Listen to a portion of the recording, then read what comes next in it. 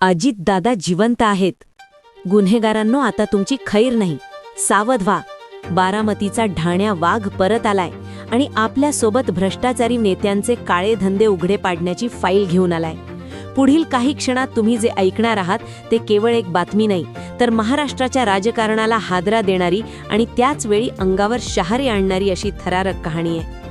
ज्या नावाभोवती गेल्या काही दिवसांपासून मृत्यूच्या सावल्या फिरत होत्या, ज्या व्यक्तीबद्दल सगळं संपलं अशी कुजबूज सुरू होती, तीच व्यक्ती आज अचानक आपल्या डोळ्यांसमोर जिवंत उभी राहिली. तर बारामतीच्या रस्त्यांवर पसरलेली ती स्मशान शांतता, कार्यकर्त्यांच्या डोळ्यात दाटलेलं पाणी आणि सोशल मीडियावर धुमाकूळ घालणाऱ्या अफवा, या सगळ्यांच्या पार्श्वभूमीवर अचानक घडलेली ही घटना म्हणजे नियतीचा खेळ की आखलेला डाव. दुपारपर्यंत ज्यांच्यासाठी प्रार्थना सुरू होत्या, ज्यांच्यासाठी अश्रू वाहत होते, तेच दादा संध्याकाळी एका साध्या धड्या गाडीतून उतरतात आणि हजारो लोकांच्या डोळ्यांवर विश्वास बसत नाही. नेमकं काय घडलं त्या काळोख्या रात्री? संपर्क का तुटला होता? अपघात होता? कटपात होता? की केवळ अफवांचाच स्फोट? आणि सर्वात महत्त्वाचं, दादा मृत्यूच्या दाढेतून परत कसे आले? या घटनेमागचं सत्य जितकं धक्कादायक आहे तितकंच प्रेरणादायीही आहे. कारण ही फक्त एका नेत्याची कथा नाही, ही आहे आशेची, जिद्दीची आणि जनतेच्या प्रेमाची ताकद दाखवणारी कहाणी. शेवटपर्यंत पहा, कारण पुढे उलगडणार आहे त्या रात्रीचं संपूर्ण रहस्य. आणि कदाचित तुम्हीही स्वतःला विचाराल, हा चमत्कार नाही तर दुसरं काय? आजची ही बातमी फक्त बातमी नसून महाराष्ट्राच्या राजकारणातील आणि सामाजिक जीवनातील सर्वात मोठा धक्का आणि त्याचवेळी सर्वात मोठा सुखद चमत्कार ठरली आहे. बारामतीतून जी दृश्य आता समोर येत आहेत त्यावर तुमचा, माझा, कुणाचाच एका क्षणात विश्वास बसणार नाही. पण जे घडलंय ते डोळ्यांसमोर आहे आणि ते नाकारता येणार नाही. गेल्या काही तासांपासून किंबहुना काही दिवसांपासून ज्या एका गोष्टीने संपूर्ण महाराष्ट्राचा श्वास रोखून धरला होता, ज्या एका घटनेमुळे बारामतीच्या गल्ली गोळापासून ते मंत्रालयाच्या दालनापर्यंत सर्वत्र भयाची आणि शोकाची लहर पसरली होती, त्या घटनेला आता एक अकल्पनीय वळण मिळाले. आपण सर्वांनी ती चर्चा ऐकली होती. त्या अफवा किंवा त्या बातम्या कानावर पडल्या होत्या की दादा आता आपल्यात नाहीये किंवा दादांचे काहीतरी बरं वाईट झालंय. लोकांच्या मनात शंका होती, भीती होती आणि डोळ्यात पाणी होते. बारामतीचा सिल्वर ओक असो किंवा दादांचं निवासस्थान, कार्यकर्त्यांची झालेली गर्दी आणि त्या गर्दीत पसरलेली स्मशान शांतता हेच सांगत होती की काहीतरी विपरीत घडलंय. पण नियतीचा खेळ कुणालाच कळत नाही आणि आज तो खेळ पुन्हा एकदा उलटा फिरलाय. ज्या दादांना आपण गमावलंय असं वाटत होतं, ज्यांच्याबद्दलच्या नको त्या बातम्यांनी सोशल मीडियावर धुमाकूळ घातला होता, तेच दादा, होय तेच दादा आता काही क्षणांपूर्वी जिवंतपणे आणि सुखरूपपणे आपल्या घरी पोहोचले आहेत. हा नक्की चमत्कार आहे की देवाचा आशीर्वाद, हे समजायला मार्ग नाही. पण दादांना आपल्या डोळ्यांनी पाहिल्यानंतर तिथे उपस्थित असलेल्या प्रत्येकाच्या अंगावर काटा आलाय. ही घटना नक्की कशी घडली? दादा नक्की कुठे होते? आणि ज्या परिस्थितीला मृत्यूचा सापळा मानलं जात होतं त्यातून दादा सही सलामत बाहेर कसे आले? या प्रश्नांची उत्तरं शोधण्यासाठी आपल्याला या घटनेच्या मुळाशी जावं लागेल. सकाळपासूनच बारामतीमध्ये एक वेगळंच वातावरण होतं. काहीतरी अघटित घडल्याची कुणकुण लागली होती. पोलिसांचा ताफा आणि कार्यकर्त्यांची धावपळ हे दृश्य सांगत होतं की परिस्थिती सामान्य नाही. ज्या दादांच्या एका आवाजावर बारामती उभी राहते, त्यांच्याबद्दलच्या अशा भयानक बातमीने सर्वांचे पाय जमिनीखालून सरकले होते. लोक देवाचा दावा करत होते, काही जण आक्रोश करत होते. दादा तुम्ही परत या, हीच एक हाक बारामतीचं नव्हे तर संपूर्ण महाराष्ट्राच्या कानाकोपऱ्यातून येत होती. आणि कदाचित याच हाकेने, याच जनसामान्यांच्या प्रेमाने आणि त्या अज्ञात शक्तीने हा चमत्कार घडवून आणला असावा. कारण ज्यावेळी सर्वांच्या आशा मावळल्या होत्या, जेव्हा घड्याळाचा काटा पुढे सरकत होता आणि भीती अधिक गडद होत होती, त्याच वेळी अगदी अचानक दादांच्या घरासमोरच्या रस्त्यावर एक गाडी येऊन थांबली. त्या गाडीकडे पाहून कुणालाच अंदाज आला नाही की आतमध्ये कोण आहे. नेहमीचा ताफा नव्हता, नेहमीचा लवाजमा नव्हता, फक्त एक गाडी आणि त्यातून उतरलेली ती व्यक्ती. जेव्हा गाडीचा दरवाजा उघडला आणि त्यातून तो चेहरा बाहेरच्या प्रकाशात आला, तेव्हाचा तो क्षण शब्दात मांडणं अशक्य होतं. कारण समोर साक्षात दादा उभे होते. अंगावर तोच पांढरा शुभ्र शर्ट, चेहऱ्यावर थोडासा थकवा, पण डोळ्यात ती जरब आणि तोच आत्मविश्वास. दादांना जिवंत पाहताच उपस्थित पोलीस कर्मचारी सुद्धा काही क्षण स्तब्ध झाले. त्यांना सॅल्यूट करायचं भानही राहिलं नाही. बघता बघता त्या स्तब्धतेचं रूपांतर एका प्रचंड आवाजात झालं.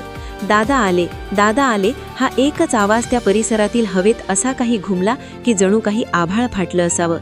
दादांनी गाडीतून उतरून एकदा वर पाहिलं, मग समोरच्या गर्दीकडे नजर फिरवली आणि हात जोडले. त्यांच्या त्या एकाच कृतीने तिथे उपस्थित असलेल्या कित्येक जणांना रडू कोसळलं. कारण ज्या माणसाला आपण गमावलंय असं समजून लोक शोकात बुडाले होते, तो माणूस साक्षात मृत्यूला चकवा देऊन त्यांच्या समोर उभा होता. दादांच्या चालण्यात तोच रुबाब होता, पण आज त्यात एक वेगळीच खोली जाणवत होती. जणू काही त्यांनी मृत्यूला खूप जवळून पाहिलं असावं. ते वेगाने बंगल्याच्या पायऱ्या चढत लागले, जिथे त्यांची वाट पाहणारे त्यांचे कुटुंबीय अर्ध्या जीवाने उभे होते. घराचा दरवाजा ओलांडून दादा आत शिरले आणि तिथे जे दृश्य घडलं ते कोणत्याही पाषाण हृदयी माणसालाही पाझर फोडवणारं होतं. घरातलं वातावरण तोपर्यंत सुतकासारखं होतं. बायका मुलं कोपऱ्यात बसून रडत होती, पण दादांना दारात पाहताच त्यांच्या हातून पाण्याचा ग्लास खाली पडला आणि त्या जागीच थिजल्या. एका क्षणात घरातल्या ओरडाओरडीचं रूपांतर आनंदाश्रूंमध्ये झालं. घरातल्या लहानांपासून थोरांपर्यंत प्रत्येकाने दादांकडे धाव घेतली. कुणालाच काही सुचत नव्हतं की नक्की काय बोलावं. आईने धावत येऊन दादांना मिठी मारली, तेव्हा त्या माऊलीच्या डोळ्यातून वाहणारं पाणी थांबत नव्हतं. त्या फक्त दादांच्या चेहऱ्यावरून हात फिरवत होत्या, जणू काही त्यांना खात्री करून घ्यायची होती की हा भास नाही तर सत्य आहे. दादांनी शांतपणे सर्वांना सावरलं, त्यांच्या पाठीवर हात फिरवला, पण दादा स्वतः काहीच बोलले नाहीत. त्यांच्या डोळ्यांनीच सर्व काही सांगितलं की ते एका मोठ्या संकटातून परतले आहेत. घरातल्या देवाच्या मूर्तीसमोर जेव्हा दादांनी मस्तक टेकवलं, तेव्हा तिथे उपस्थित असलेल्या प्रत्येकाने मनोमन देवाचे आभार मानले. बाहेर कार्यकर्त्यांचा जल्लोष सुरू होता. फटाक्यांची आतिषबाजी सुरू झाली होती, पण बंगल्याच्या आतमध्ये मात्र भावनांचा एक वेगळाच महापूर आला होता. मृत्यूच्या दाढेतून परत आलेला आपल्या घरातल्या कर्ता पुरुष जेव्हा समोर दिसतो, तेव्हा होणारा आनंद हा जगातल्या कोणत्याही संपत्तीपेक्षा मोठा असतो, हेच त्या दृश्यातून स्पष्ट होत होतं. आता प्रश्न हा उरतो की दादांनी घरात आल्यावर पहिली गोष्ट काय सांगितली असेल? त्यांच्यासोबत नक्की काय घडलं होतं? दादा घरात स्थिरावल्यानंतर आणि पाण्याचा घोट घेतल्यानंतर त्यांनी ज्या काही मोजक्या शब्दात त्या भयावह रात्रीचा अनुभव मांडला, तो ऐकून तिथे उपस्थित असलेल्या प्रत्येकाच्या अंगावर काटा आला. कारण दादा ज्या संकटातून वाचले ते संकट सामान्य नव्हतं, तर तो साक्षात मृत्यूचा सापळा होता. मिळालेल्या माहितीनुसार जेव्हा दादांची गाडी त्या निर्मनुष्य आणि अवघड अशा घाटाच्या रस्त्यावरून जात होती, तेव्हा अचानक वातावरणात बदल झाला आणि काही कळाईच्या आतच एक प्रचंड मोठा आवाज झाला, ज्या आवाजाने तिथली शांतता चिरली गेली. गाडीचा ताबा सुटला की गाडीवर काही आघात झाला हे अजूनही स्पष्ट नाही, पण त्या एका क्षणात दादांची गाडी खोल दरीच्या दिशेने सरकली आणि तिथेच काळजाचा ठोका चुकवणारा अपघात घडला. गाडी पलटी खात खात जेव्हा खाली झुडपांमध्ये अडकली, तेव्हा दादा बेशुद्ध झाले होते आणि त्यांच्या शरीराची हालचाल पूर्णपणे थांबली होती, ज्यामुळेच कदाचित तिथे पोहोचलेल्या किंवा लांबून पाहणाऱ्या लोकांना असं वाटलं असावं की आता सर्व काही संपलं आहे. रात्र वैऱ्याची होती. आजूबाजूला घनदाट जंगल, मदतीसाठी कुणाचीही हाक ऐकू जाणं अशक्य आणि मोबाईलला रेंज नाही. अशा भयानक परिस्थितीत दादा तिथे कित्येक तास मृत्यूशी झुंज देत पडले होते. पावसाची रिमझिम सुरू होती आणि थंडीने अंग काकडून जात होतं, पण म्हणतात ना, ज्याचं रक्षण करणारा वर बसलाय त्याला कोणीही मारू शकत नाही. तसाच काहीसा चमत्कार तिथे घडलाय. पहाटेच्या सुमारास जेव्हा दादांना थोडी शुद्ध आली, तेव्हा त्यांना जाणवलं की आपण एका मोठ्या संकटात आहोत. पण हार मानतील ते दादा कसले? रक्ताने माखलेल्या अवस्थेत आणि असह्य वेदना होत असतानाही दादांनी आपली उरलेली ताकद एकवटली आणि त्या गाडीच्या बाहेर पडण्याचा प्रयत्न केला. सर्वात धक्कादायक गोष्ट म्हणजे ज्या परिस्थितीत सामान्य माणूस खचून गेला असता, तिथे दादांनी प्रचंड हिंमत दाखवली आणि त्या अंधाळ्या जंगलातून मुख्य रस्त्याच्या दिशेने चढायला सुरुवात केली. हा प्रवास सोपा नव्हता. प्रत्येक पावलावर मृत्यूची छाया होती, पण दादांची इच्छाशक्ती आणि बारामतीकरांचा आशीर्वाद त्यांच्या पाठीशी होता. रस्त्यावर आल्यावर एका अज्ञात वाहन चालकाने, जो जणू देवादूतासारखा तिथे आला, दादांना लिफ्ट दिली आणि इथपर्यंत पोहोचवलं, अशी प्राथमिक माहिती समोर येत आहे.